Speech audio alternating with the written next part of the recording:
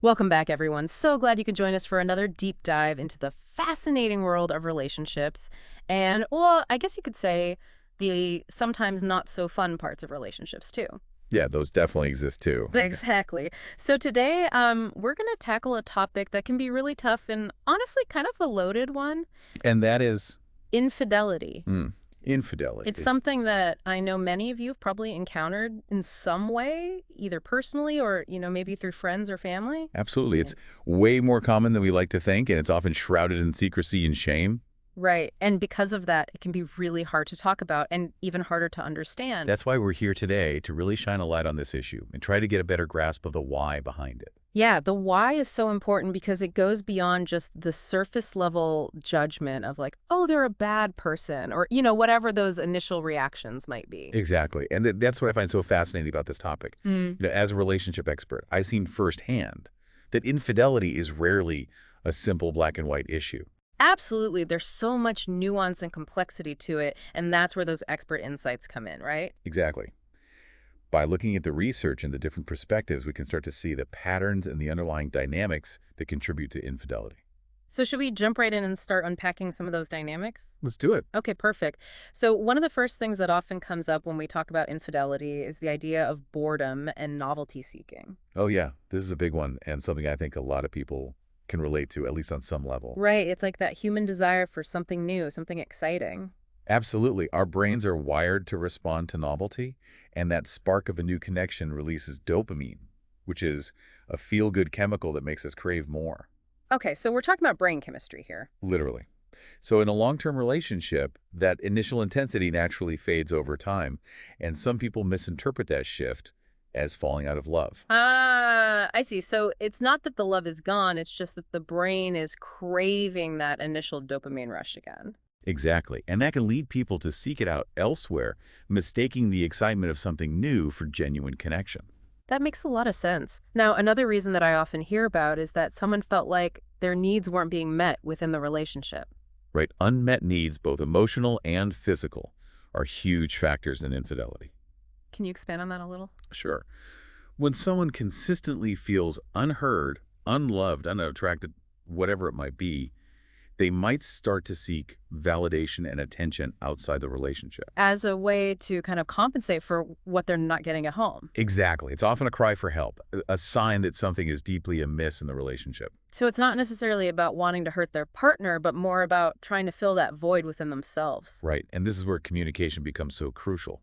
Hmm. Being able to openly express your needs and work together to meet them is essential for a healthy relationship. That makes a lot of sense. Now, speaking of communication, I think we also need to talk about the role of opportunity and personal boundaries. Oh, yeah, this is a big one. Life is full of temptations, right? All the time. And without clear internal guidelines, it can be surprisingly easy to make an impulsive decision that crosses a line. Absolutely. Mm. And boundaries are something that need to be actively maintained and communicated within the relationship. So it's not just about saying no in the moment, it's about having those conversations beforehand about what's okay and what's not okay. Exactly. And both partners need to be on the same page about those boundaries for them to be effective. Okay, so we've talked about boredom novelty, unmet needs opportunity boundaries. What else is there to consider? Well, there's also the more complex and sometimes even subconscious motivations behind infidelity, things like thrill-seeking and self-sabotage. Okay, those sound pretty intense. They can be. Some individuals might get a rush from the risk and secrecy of infidelity, Yeah. the forbidden fruit kind of thing. I could see that. And then in other cases, it might be tied to deeper issues from childhood maybe, or low self-worth, where someone subconsciously sabotages their relationships. So it's like they're almost drawn to creating chaos or drama. Right. It can be a way of reinforcing negative beliefs about themselves or their ability to be loved. Wow, this is all really insightful, and it's clear that there's not just one type of person who engages in infidelity. Absolutely. And that brings us to the idea of different cheater profiles, Sure. recognizing that people cheat for different reasons. Okay, tell me more about these profiles. Well, one common type is the situational cheater. What defines a situational cheater?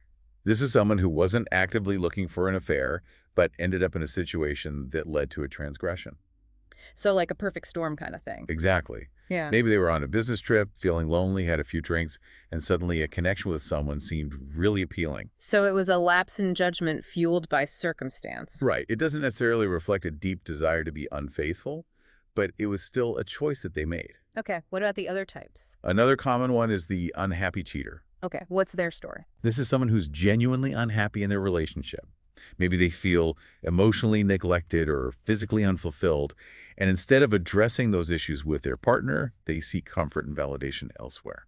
So they're trying to meet those unmet needs outside the relationship. Exactly. It's still a betrayal of trust, of course, Mm. but the underlying motivation is different from someone who's just looking for excitement. And then I imagine there's the type that we all kind of dread. You're thinking of the serial cheater. That's the one. Yeah, this is someone who seems to thrive on infidelity. They might be addicted to the thrill of the chase, the secrecy, the power they feel from having multiple partners. It sounds like a very unhealthy pattern. It is, and unfortunately, it's one that can be very difficult to break. So how can someone tell which type of cheater they might be dealing with, or even if they themselves fall into one of these categories? Well, the biggest clue is the pattern of behavior. Okay, so looking for those repeated behaviors or signs. Exactly. Was this a one-time mistake that seems out of character, or is there a history of infidelity or secrecy? That makes sense. Now, I know there's also been a lot of discussion about whether biology plays a role in infidelity. Ah, yes, the nature versus nurture debate. Right. Is there any scientific evidence to suggest that some people are predisposed to cheat? It's a complex area, but there are studies suggesting that certain biological factors can influence behavior. Like what kind of factors? Well, for example, research has looked at hormones like oxytocin, which is associated with bonding and attachment, and dopamine, which is linked to pleasure and reward. Okay, so those feel-good chemicals again. Exactly. And some studies suggest that people with lower levels of oxytocin and higher levels of dopamine might have a stronger drive for novelty and risk-taking, which could potentially make them more susceptible to infidelity. So it's not a guarantee, but it could be a contributing factor. Right. It's just one piece of the puzzle. And I think attachment theory also provides some really valuable insights here, right? Absolutely.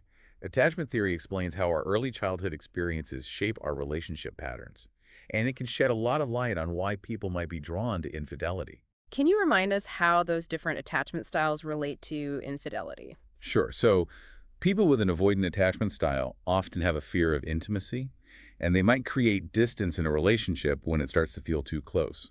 So infidelity could be a way for them to push their partner away and maintain a sense of independence. Exactly. It's kind of a paradoxical reaction, but it makes sense in the context of their attachment style. Okay, what about anxious attachment?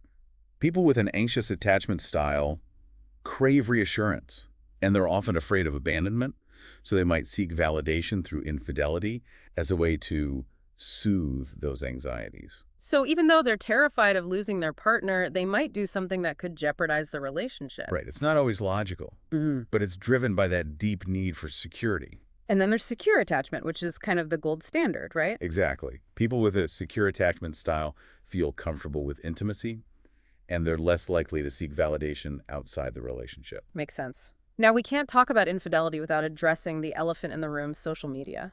Oh, yeah. Social media has definitely changed the game. It's made infidelity so much more accessible, and it's blurred the lines of what even constitutes cheating. Absolutely. Yeah. Think about it. Private messages, dating apps, even seemingly harmless flirting can all lead to emotional or physical infidelity. Right, and it's all just a click away. Exactly. And this brings us to the concept of micro-cheating. What exactly is micro-cheating? It's basically engaging in behaviors that aren't full-blown infidelity, but still involve a degree of secrecy and emotional intimacy with someone outside the relationship. Can you give us some examples? Sure. It could be things like flirtatious texting that you hide from your partner, keeping your old dating profiles active, or even putting yourself in situations where you know you'll be tempted. So it's all about that secrecy and the intention to hide it from your partner. Right. If you feel the need to keep it a secret, it's probably a sign that you're crossing a boundary. That's a good rule of thumb. Now, I'm curious about the intent behind infidelity. Do you think most people plan to cheat, or does it happen more organically? It really varies. Yeah. As we discussed with the serial cheater profile, some people do intentionally seek out infidelity. Right. They have a plan. But in many cases, it's more of a slippery slope. It might start with innocent conversations or a friendship that slowly becomes more intimate, and eventually lines get crossed. So those boundaries we talked about earlier are really crucial. Absolutely. Being clear about your limits and communicating them openly with your partner can help prevent those lines from getting blurred. So even though attraction to other people is normal, it's the choices we make about those attractions that determine our integrity and our commitment to the relationship. Well said. Now, for those who are dealing with the aftermath of infidelity, a big question is, can the relationship survive? That's a tough one. It is, but it takes a lot of work from both partners. What needs to happen for a relationship to heal after infidelity? The person who cheated needs to take full accountability, show genuine remorse, and commit to transparency going forward. So basically rebuilding trust from the ground up. Exactly.